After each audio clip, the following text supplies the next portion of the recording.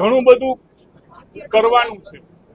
2.5 વર્ષ રાજકોટ માટે જે રાજકોટની જનતા ભારતીય જનતા પાર્ટી પાસેથી અપેક્ષા સેવી રહી છે, એ અપેક્ષા પરિપૂર્ણ કરવાની જવાબદારી જ્યારે અમારા લોકોની ટીમ ઉપર આપી છે, ત્યારે અમારા પક્ષનો હૃદય સાથે આભાર માનીને આ જવાબદારીનું વહન કરવા માટેની સંપૂર્ણ તૈયારી અને ઉત્સુકતા બતાવી રહ્યો છું।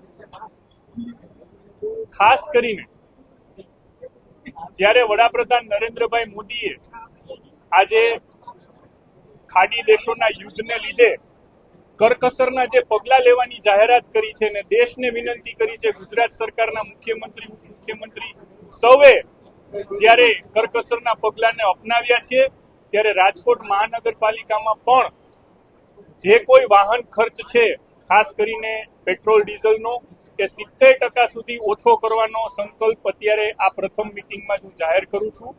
અને કોઈ લાંબો સમય અમારે પસાર નથી કરવો। હમણાં જ અત્યારે જ સ્ટેન્ડિંગ કમિટીની મિટિંગ પતે એટલે રાજકોટના કમિશનર સહિત સૌ ઓફિસરોની મિટિંગ બોલાવેલ છે। એમાં જે કાંઈ પગલાં લેવાના છે એની ચર્ચા કરીને આપ સૌને જાણ કરીશું।